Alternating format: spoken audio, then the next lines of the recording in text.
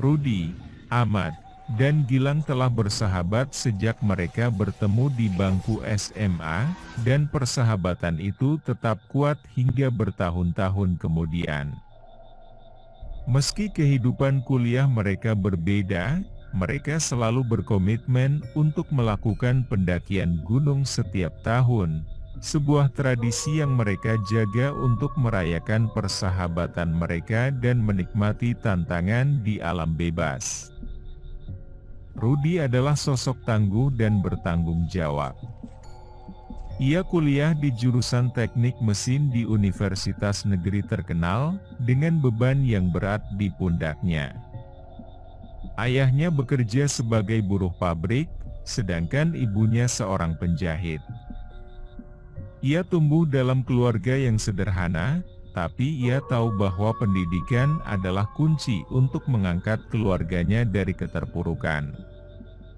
Di setiap pendakian, Rudi adalah orang yang paling terorganisir, memastikan segala persiapan berjalan dengan baik.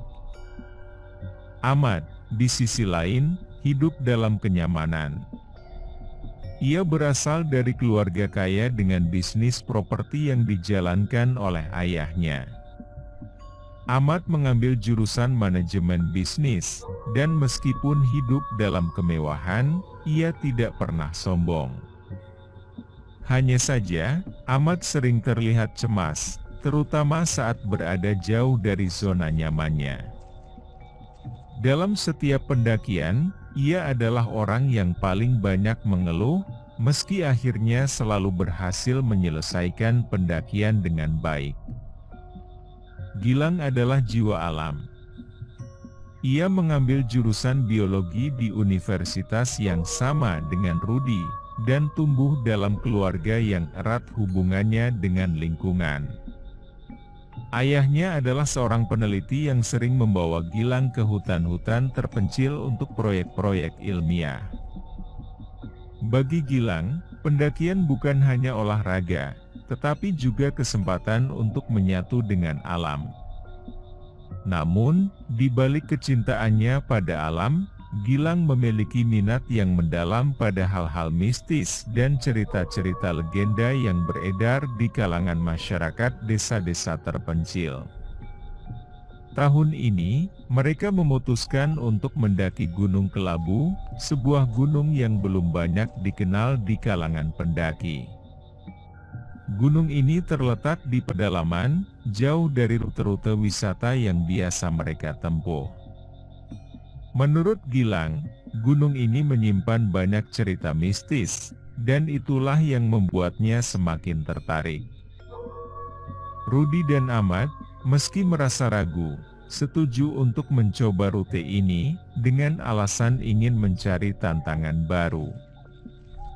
Namun, mereka tak tahu bahwa pendakian kali ini akan menjadi perjalanan yang menguji batas persahabatan mereka, sebuah perjalanan yang tidak akan pernah terlupakan. Pendakian dimulai pada pagi hari yang cerah. Mereka bertiga berkumpul di pos pendakian, memeriksa kembali peralatan mereka. Udara segar dan angin sejuk mengiringi langkah awal mereka. Rudi memimpin rombongan, diikuti oleh Ahmad yang terlihat sedikit cemas, dan Gilang di belakang dengan senyum lebar di wajahnya. "Tenang, Mat. Ini cuma pendakian biasa. Kita sudah melakukannya berkali-kali," kata Rudi menenangkan Ahmad. "Ya, tapi gunung ini berbeda. Banyak cerita aneh yang kudengar. Orang-orang di desa bawah tadi juga sempat memperingatkan kita untuk tidak mendaki terlalu jauh," jawab Ahmad sambil menoleh ke belakang, seolah takut ada sesuatu yang mengikutinya. Gilang tertawa kecil. "Kamu terlalu banyak baca cerita horor, Mat. Orang-orang desa suka membuat cerita seram untuk menakuti pendaki. Gak usah khawatir. Lagi pula, aku sudah cek rutenya. Gak ada yang aneh." Mereka melanjutkan perjalanan dengan langkah pasti, meskipun Ahmad masih terlihat ragu-ragu. Rute yang mereka lalui cukup menantang, dengan tanjakan curam dan jalan setapak yang licin. Sesekali, mereka harus berhenti untuk mengambil napas dan menikmati pemandangan indah di sekitar mereka. Semakin tinggi mereka mendaki, semakin dingin udara, dan semakin sepi suasana. Di tengah perjalanan, mereka melewati sebuah batu besar yang berdiri tegak di sisi jalur. Batu itu terlihat seperti sebuah monolit kuno, dengan ukiran-ukiran yang samar. Gilang berhenti sejenak untuk mengamatinya. Batu ini kelihatannya bukan batu biasa, kata Gilang sambil mendekat. Rudi, yang tidak terlalu tertarik dengan hal-hal mistis, hanya mengangkat bahu. Ya, mungkin itu hanya batu yang terukir oleh alam. Ayo lanjut. Namun, saat mereka melanjutkan perjalanan, Ahmad merasa sesuatu aneh terjadi. Udara di sekitar mereka tiba-tiba berubah menjadi lebih berat. Suasana yang tadinya damai mulai terasa menakutkan, seolah-olah mereka seperti sedang diawasi oleh sosok yang tak terlihat. Setelah beberapa jam berjalan, mereka tiba di sebuah dataran luas yang dikelilingi oleh pepohonan tinggi. Di tengah dataran itu, ada sebuah gubuk tua yang tampak terlantar. Gubuk itu terlihat sudah sangat tua, dengan atap yang hampir rubuh dan dinding kayu yang penuh dengan lumut. Meskipun tampak rapuh, gubuk itu seperti menyimpan misteri yang menarik perhatian Gilang. Ayo, kita lihat ke dalam, ajak Gilang. Ahmad segera menolak. Jangan, Lang.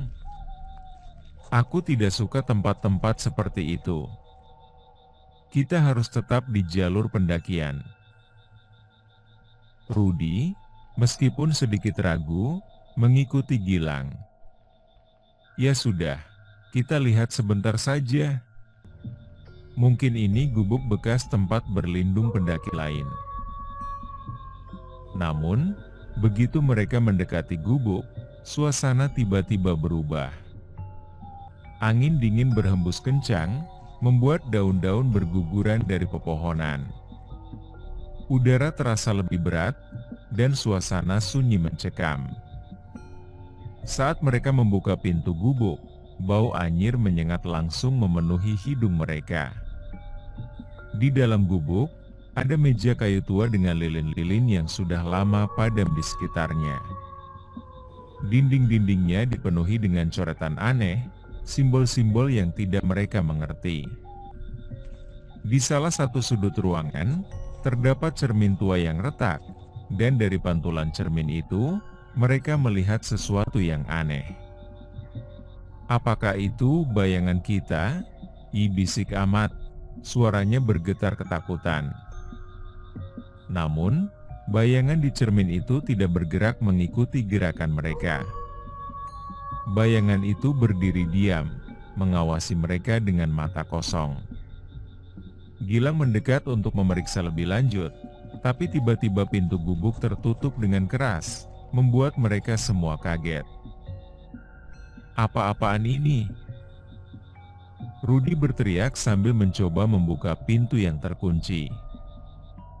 Gilang yang awalnya penasaran kini mulai merasa ada sesuatu yang salah. Kita harus keluar dari sini, katanya dengan nada cemas. Setelah beberapa usaha, mereka berhasil membuka pintu dan segera berlari keluar dari gubuk.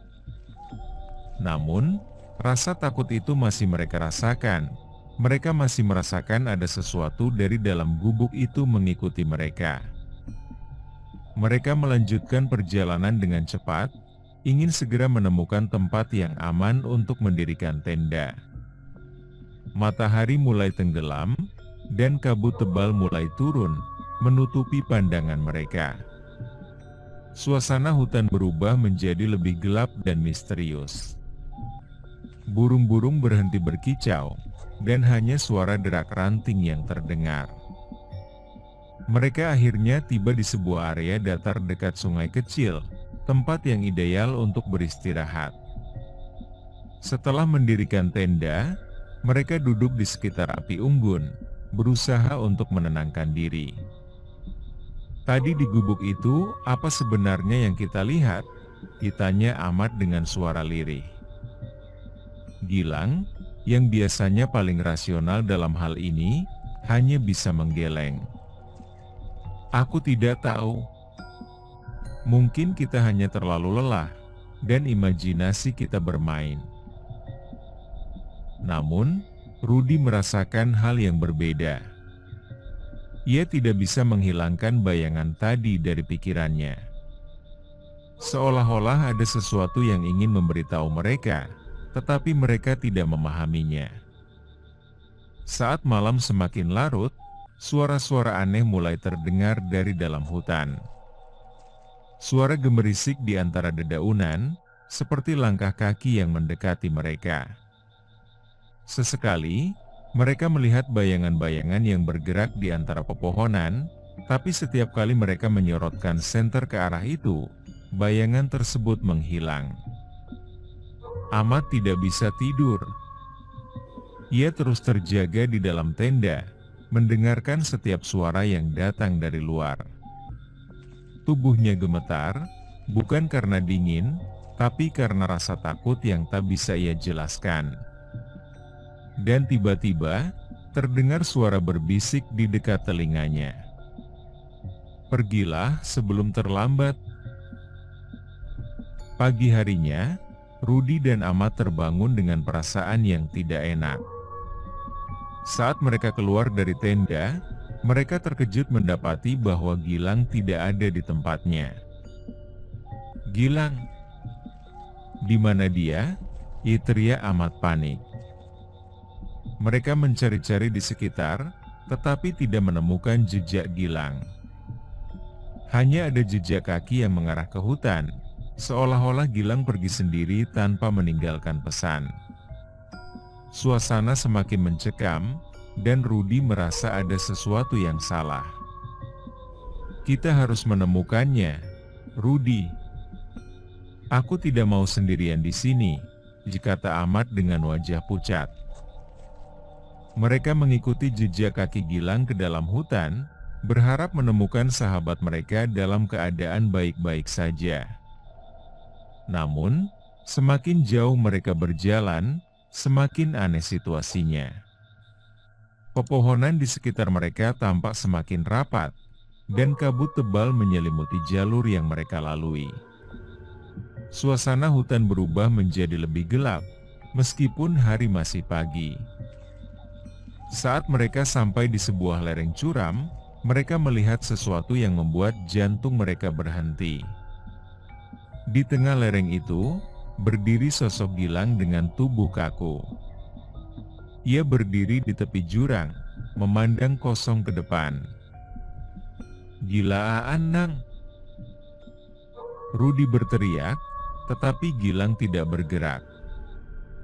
Ahmad mulai gemetar, tubuhnya lemah karena ketakutan yang semakin membuncah. "Rudi, kita harus pergi. Ini tidak normal." Namun, Rudi merasa mereka harus mencoba mendekati Gilang. Meskipun suasana semakin tidak masuk akal, ia tidak bisa meninggalkan sahabatnya. Ketika mereka mendekat, tiba-tiba Gilang berbalik dan memperlihatkan wajahnya yang kosong. Mata Gilang tidak lagi terlihat seperti miliknya. Ada sesuatu yang telah merasuki sahabat mereka. "Gilang, ayo turun," ucap Rudi, berharap bisa menyadarkan Gilang. Tapi alih-alih menjawab, Gilang tersenyum lebar, senyum yang tidak wajar dan mengerikan. Tubuhnya mulai bergerak aneh, seperti terpengaruh kekuatan di luar kendalinya. Ahmad tidak sanggup lagi melihat pemandangan itu, ia berteriak ketakutan dan mulai mundur. Dan seketika, tanpa peringatan, tubuh Gilang melompat ke dalam jurang, menghilang dalam kegelapan. Ahmad jatuh ke tanah, lututnya gemetar hebat. Rudi masih tertegun, tidak percaya dengan apa yang baru saja terjadi. Mereka baru saja kehilangan sahabat mereka, dan lebih buruk lagi, mereka tidak tahu apa yang sebenarnya terjadi. Apa yang baru saja kita lihat? Apa yang terjadi dengan Gilang? Ahmad berseru dengan air mata yang mengalir di wajahnya. Rudi menarik napas dalam-dalam, mencoba tetap tenang meski pikirannya kacau balau. Kita harus keluar dari sini, Mat. Tempat ini tidak aman. Mereka berdua kembali ke jalur pendakian dengan cepat, tetapi suasana semakin mencekam. Langit yang tadinya cerah mulai gelap dengan cepat, meskipun waktu masih pagi. Kabut semakin tebal, dan suara-suara aneh mulai terdengar dari segala arah. Saat mereka berjalan, mereka merasa ada sesuatu yang mengikuti. Rudi beberapa kali menoleh ke belakang, tetapi tidak melihat apapun. Namun, perasaan diawasi itu terus ada, semakin kuat dengan setiap langkah. Tiba-tiba, Ahmad terjatuh, kakinya tersandung sesuatu di tanah. Saat Rudi mendekat untuk membantunya bangun, mereka melihat sesuatu yang membuat darah mereka membeku. Di tanah, tersembunyi di bawah daun-daun kering, ada sebuah tengkorak manusia yang tampak sudah lama terkubur. Rudi, apa yang kita lakukan di sini? Kenapa kita tidak pernah mendengar tentang hal-hal ini sebelumnya? Ahmad berbisik dengan suara gemetar. Rudi tidak punya jawaban. Hutan ini menyimpan rahasia yang lebih gelap dari yang mereka duga. Mereka harus keluar dari sana secepat mungkin, atau mereka mungkin akan mengalami nasib yang sama seperti tengkorak itu. Mereka berjalan dengan cepat, mencoba mencari jalan keluar dari hutan. Namun, setiap langkah yang mereka ambil terasa sia-sia, karena jalur pendakian yang tadinya jelas kini seolah hilang, digantikan oleh rute yang tidak mereka kenali. Saat malam semakin mendekat, Rudi dan Ahmad akhirnya memutuskan untuk berhenti sejenak dan mendirikan tenda. Mereka terlalu lelah untuk melanjutkan, dan harapan mereka hanya tersisa pada fajar yang akan datang. Namun, malam itu terasa lebih mencekam dari malam sebelumnya. Angin berhembus dingin, dan suara-suara di hutan semakin keras. Mereka bisa mendengar langkah-langkah kaki yang mendekat, tetapi setiap kali mereka menyorotkan senter ke arah suara itu, tidak ada apapun di sana. Ahmad, yang sudah terlalu takut, akhirnya tidak bisa menahan diri lagi. Aku tidak bisa terus seperti ini, Ruth. Aku ingin pulang. Rudi mencoba menenangkan Ahmad, tetapi di dalam dirinya, ia juga merasakan ketakutan yang sama. Dan tiba-tiba, dari dalam hutan, terdengar suara yang membuat mereka berdua terdiam. Suara Gilang. Gilang. Ahmad berteriak, suaranya penuh harapan dan kebingungan. Itu kamu? Suara itu terdengar lagi, kali ini lebih dekat. Ayo ikuti aku. Namun, Rudi segera menyadari sesuatu. Suara itu tidak wajar. Itu memang suara Gilang, tetapi ada sesuatu yang salah. Terlalu datar, terlalu kosong, seolah-olah bukan Gilang yang sebenarnya. Kita tidak boleh mengikuti suara itu, kata Rudi tegas, menarik Ahmad untuk kembali masuk ke dalam tenda. Namun, Ahmad yang sudah terlalu putus asa, malah keluar dari tenda dan mulai berjalan ke arah suara itu. Aku harus menemukannya, Ruth. Aku tidak bisa meninggalkannya di sini. Rudi berusaha mengejar Ahmad, tetapi langkah Ahmad semakin cepat, seolah-olah ada sesuatu yang menariknya menuju hutan. Rudi terus berlari mengejar Ahmad yang sudah hilang di balik pepohonan. Hatinya dipenuhi dengan ketakutan dan kebingungan. Bagaimana mungkin suara Gilang bisa terdengar lagi, padahal mereka sudah menyaksikan kematiannya? Suasana semakin mencekam. Kabut tebal kini semakin pekat, dan udara terasa semakin dingin. Di tengah pencariannya, Rudi tiba-tiba terhenti di sebuah tanah lapang yang dipenuhi dengan batu-batu nisan kuno. Tempat itu tampak seperti sebuah pemakaman yang terlupakan, tersembunyi jauh di dalam hutan. Di tengah-tengahnya, ada sebuah pohon tua dengan cabang-cabang yang bengkok dan gelap. Dan di bawah pohon itu, berdiri Ahmad, dengan tubuh kaku seperti patung. Matanya terbuka lebar, tapi tatapannya kosong, persis seperti yang mereka lihat pada Gilang sebelum ia melompat ke jurang. "Ahmad, apa yang kamu lakukan?" teriak Rudi sambil berlari mendekatinya. Namun, sebelum Rudi bisa mencapai Ahmad, tiba-tiba tanah di sekitarnya mulai bergetar. Dari dalam tanah yang lembab, tangan-tangan kurus muncul, menggeliat seperti makhluk yang terperangkap. Tangan-tangan itu meraih tubuh Ahmad, menariknya dengan kekuatan yang tidak terlihat. Rudi berusaha keras untuk menyelamatkan sahabatnya, tapi terlambat. Tubuh Ahmad ditarik masuk ke dalam tanah, menghilang tanpa jejak, meninggalkan Rudi yang terpaku di tempat, ketakutan. Kini Rudi benar-benar sendirian. Setelah kehilangan dua sahabatnya, Rudi mulai berlari tanpa arah, mencoba menemukan jalan keluar dari hutan. Namun, kabut semakin tebal, dan setiap jalur yang ia ambil tampak kembali ke tempat yang sama. Seolah-olah hutan ini tidak ingin membiarkannya pergi. Setiap langkah terasa berat, dan suara-suara aneh terus mengikuti di belakangnya. Bisikan-bisikan yang samar, tawa yang dingin, dan langkah-langkah yang tak terlihat. Saat ia merasa tidak ada lagi harapan, tiba-tiba ia melihat cahaya di kejauhan. Sebuah pondok kecil muncul di hadapannya, tampak seperti satu-satunya tempat perlindungan di tengah kekacauan ini. Namun, saat Rudi mendekati pondok itu, ia menyadari sesuatu yang mengerikan. Itu adalah gubuk tua yang mereka temukan di awal pendakian, gubuk yang seharusnya mereka tinggalkan jauh di belakang.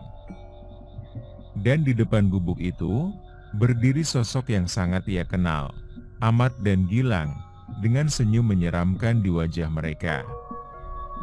"Selamat datang kembali, Ruth," mereka berkata serempak.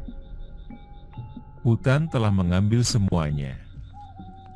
Rudi mundur perlahan, matanya terpaku pada dua sosok yang berdiri di depan gubuk. Sosok yang dulu adalah sahabat-sahabatnya, Ahmad dan Gilang, kini terlihat bukan lagi seperti manusia normal.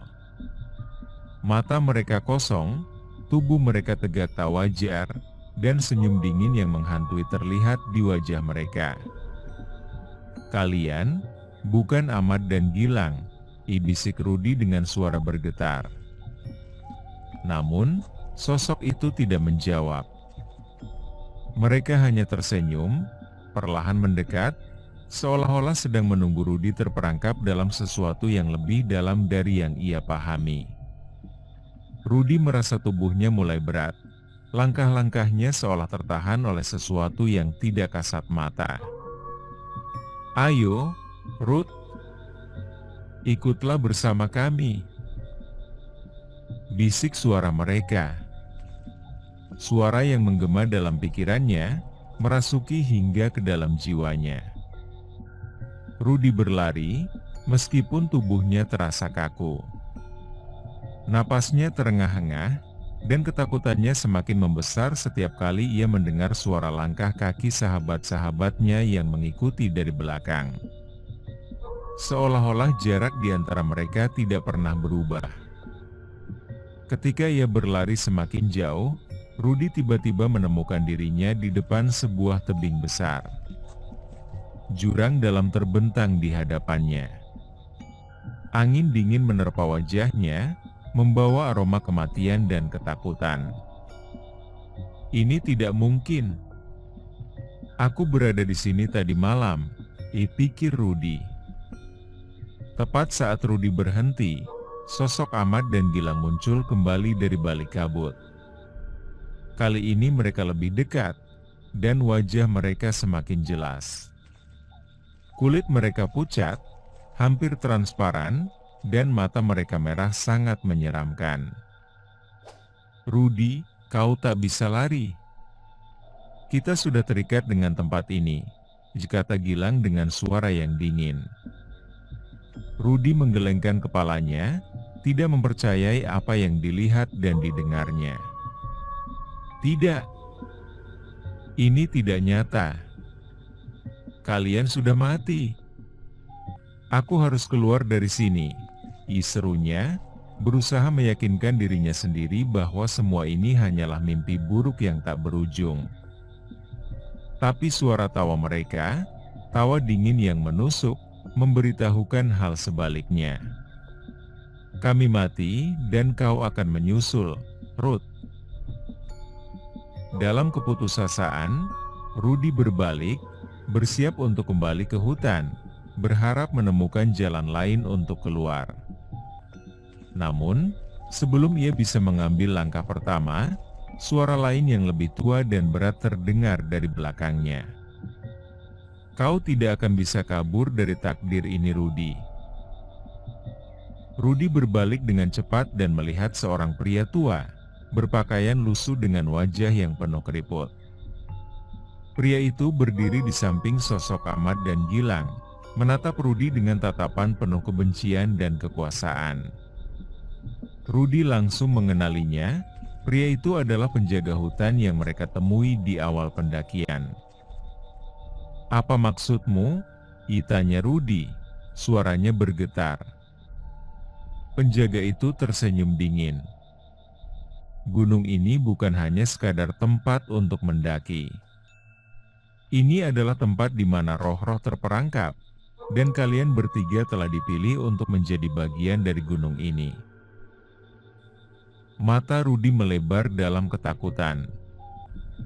"Apa maksudmu?"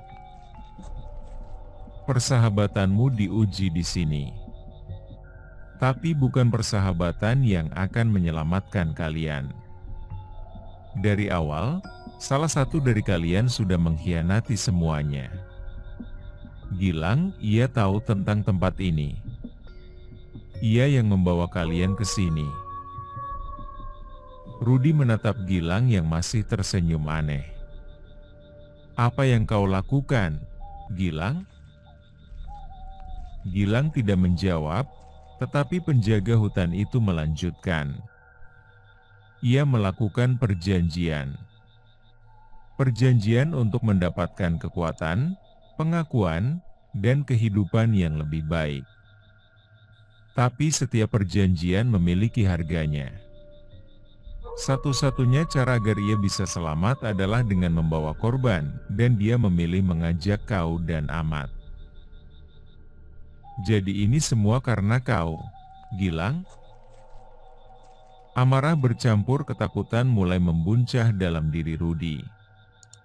Ia tidak bisa percaya bahwa sahabatnya sendiri telah menjebaknya ke dalam kegelapan ini. Gilang hanya tertawa dingin, senyumnya melebar. "Aku harus melakukannya, Ruth.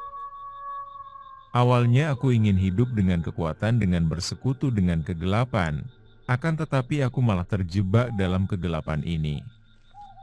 Kalian adalah harga yang harus kubayar." Rudy merasa tubuhnya lemah, Jiwanya terasa kosong mendengar pengkhianatan sahabat yang selama ini ia percaya. Ahmad kini berubah menjadi sosok tanpa jiwa. Gilang yang menyerah pada ambisi kotor, kini terjebak dalam siklus kegelapan. Jadi, apakah tidak ada pilihan untukku? Tanya Rudi dengan suara lemah, berharap ada sedikit harapan. Penjaga itu melangkah maju, matanya penuh dengan kebijaksanaan yang mengerikan. Ada satu cara, kau harus menghentikan siklus ini. Kau bisa menyelamatkan jiwamu, tapi kau harus menyerahkan satu tumbal terakhir. Rudi terdiam. Ia mengerti apa maksud dari perkataan penjaga itu. Ia harus membuat keputusan, menyerahkan Gilang, atau menerima nasib yang sama seperti Ahmad. Rudi memejamkan matanya, mencoba menenangkan pikirannya. Di dalam kegelapan matanya, ia melihat wajah kedua sahabatnya, Ahmad yang tak bersalah, dan Gilang yang kini terjebak dalam ketamakan dan ambisi. Saat membuka matanya kembali, Rudi mengambil keputusan yang berat. Gilang, aku tidak bisa menolongmu, kau telah mengkhianati kami. Gilang menatap Rudi, terkejut mendengar kata-kata itu. Apa maksudmu? Aku menyerahkanmu, karena kaulah yang memulai semua ini. Rudi menghela napas panjang dan berjalan maju menuju penjaga hutan.